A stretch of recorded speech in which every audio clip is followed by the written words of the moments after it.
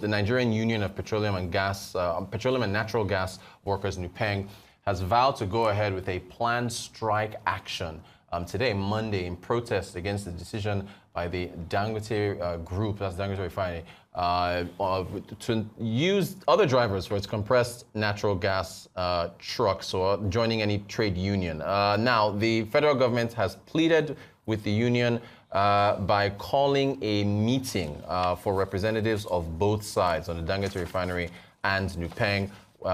We understand that they should be meeting sometime this week in order to discuss things going forward. So let's see how that works out. To give us more color on these issues, Arise business analyst Chika Mbonu joins us. Ready for Monday. Good morning, sir. You're welcome. How are you today? I'm fine, thank you. Thanks for joining us. Welcome to a new week. A new week with new issues to discuss. Dangote Refinery. Yes, let's begin there. The big story. It Always. Is huge, yes. You know, the common stream of Dangote industry has had an earthquake impact on the oil and gas industry. Yep. You know, every day you read starting from the European refineries that because as Dangote is ramping up its production, the European refineries are closing down. Because the supplies to Nigeria and West African countries are reducing. And so you hear sometimes now some refineries either margins are falling or they are closing down. So you see that impact. We come down home to our country, Nigeria.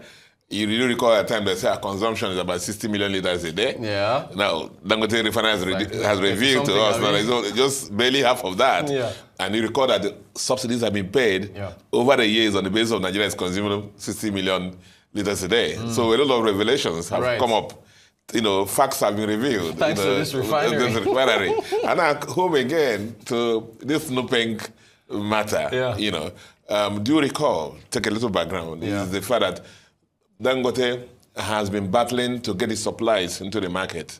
And the issue has been that even as he's producing, has capacity to supply the whole Nigeria, a lot of people are still importing, you know, principally gasoline, the petrol, into the country. And it says, okay, let me take my destiny into my hand and reach out there to the key consumers. And he bought this massive number of trucks, you know, CNG trucks, to make sure that they're compatible with the new direction in the energy direction in the society, and then to reach directly to the consumers. And then again, you know, the issue, drivers' union, hitherto, before now, that strong union that we know, especially in the military era, that one of the strongest arms of Nigerian Labour Congress. Indeed, is one of the, whenever ANC wants to show his fangs, it's NUPENG that they pushes forward first. Once they go on strike, you know, Nigeria comes to a standstill. Everybody starts listening to that, you know. So NUPENG has said now that these drivers must belong to our union. And then the Dangote drivers, under whatever arrangement, have said we belong to this direct drivers union. Now, let me put it into totality. Unionism in Nigeria is voluntary.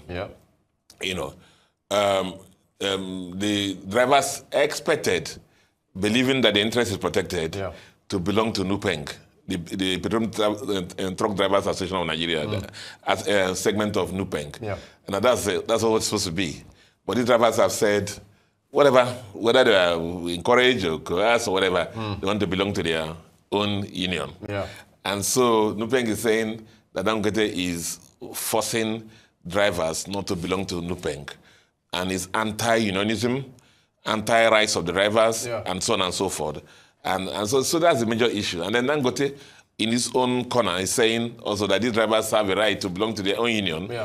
I guess at the background story is that, of course, they want to protect their interests, unionism, and so on and so forth. Now, if you put the drivers of Dangote and the usual drivers of NUPENG together, side by side, you find Dangote trucks are very new. I'm sure the drivers there are earning maybe 200,000, 300,000 naira. Salaries are regularly paid. You know, vis-a-vis what we know happened to some of this, the other side. You see some of the trucks sometimes, they can't climb a hill, they are struggling, putting smoke all over the place, and so on and so forth. But they belong to the Nigerians. So I believe that somehow, this issue must be resolved in the interest of everybody. You know, unionism is voluntary. Now, I'm not. Let me not be cheeky here. You know, because I always say that when the father dies and you find the two brothers fighting, It has to do with pay. It has to do with money. You know, it's not like, oh, I want to protect the legacy of my father. You know, the legacy of my father. The legacy of my father are the boys and to money. So, if you look at this squabble fight also with this quarrel with NUPENG, listen. Dangote has about, let's say, 10,000 trucks, 10,000 trucks. Each truck has 2 drivers. Yeah. So you have about 22,000 drivers minimum. Yeah. 11,000, 22,000 drivers minimum. Now, if the average salary of a Dangote driver is, let's say, 150,000 a month, see, the checkout dues monthly is 1%. Oh, okay. Of the salary. Yeah. Now, so for 10,000 drivers, that's about almost 50 million a month. Yeah, yeah, in dues. In dues. 20,000 drivers, that's 30 million a month. That's what should go to NUPENG. Right, but now it's going to... So if this would don't belong to this association, NUPENG is going to lose revenues too. So, is it totally in the interest of the driver they are protecting? Right. Or is it about... the revenues of this thing. So, I mean, let me not be cheeky. Right. I'm sure they have the national interest at heart. I'm sure they are fighting for the interest of drivers. But you see, when money is also involved, this calculation is involved. These things come up. I know we're involved in... We encountered this kind of thing in the banking industry in those days, where there's newbie fair for the junior workers and ASB fair. Yeah. And it was something, check out dues and everything. We found a way to work it out, you know. So are you optimistic that it will be resolved? Yeah, it will be resolved in due time. When Naira is involved, is that I say it's 10 Naira, you say it's 20. So it can come to 50 and maybe 15. Peace will prevail. Thank you for the insights, Chika. We'll follow the story and see how things go there. Yes. What do you make of this grid? Are you one of the wealthy people that have exited the grid that they are worried about to the electricity matter that the Guardian is writing about? Somebody said that very soon that the Nigerian electricity grid will become the grid for the poor. Is that what they are saying? Yes, somebody said it will be a grid for the poor. You know, that the poor people now will be the people who will be on that grid. Yeah. Because, you see, putting it out seriously. Yeah. You know, look at the power sector has a liability of about 6.2 trillion by the end of this year, 2025. 4 trillion, you already know. Yes. And then new ones making a 4, you know that. The grid's primary premium customers, manufacturers, large commercial companies, affluent households are living for safe generation. They're living for safe generation. And solar, let me give you those. Only 13% of commercial customers still rely on the grid. Down from about 20% about a year ago. Yeah. But let me give you a little more. Yeah. Manufacturers spent 1 trillion in safe generation. 1 trillion safe generation in 2024.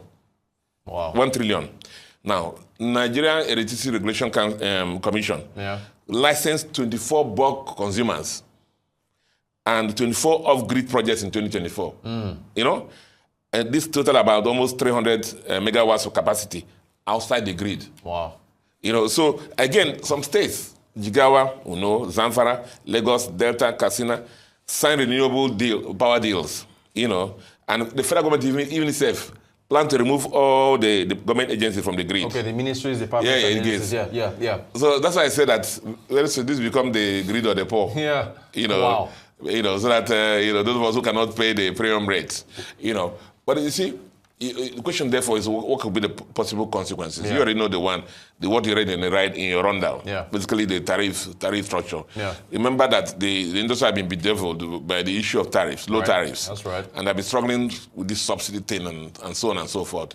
And then the other thing that will happen, I hope it happens, is that the poor should get more hours now. Right, because of less demand. Less demand from these people. I believe maybe that's why some areas in Lagos are, I don't know, for other places, are getting more power now. Yeah, but it's a major thing. The issue is that manufacturers have realized that large consumers, the premium customers have realized that relying on this national grid that collapses every time is hurting our distance. If you run some distance, run some plants, the industrial plants, some of them, when you shut them down, when power goes off, to start it up again is a major cost. Yeah. So it's expensive for them. So the issue there is, why not let's just go to gas or renewables like solar to supplement our power. That's why 2024, 1 trillion was spent by manufacturers on that, their own safe generation.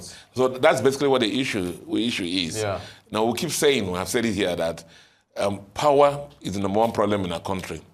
I guess in Other economies, large economies, they tell you the SMEs form the bulk of the economic power of each country. Right. But Nigeria, why it's still very latent is because of what? The power generation. Yeah. If we get it right, maybe with these premium customers leave, the power generation will become better, and maybe SMEs and the individuals like you and me will get more hours of power every day. Yeah. We'll see how it works out. All right, business analyst Chika Mbonu, thank you so much for the lowdown on the oil and gas sector, also on electricity. I appreciate your insights as always. Thank you.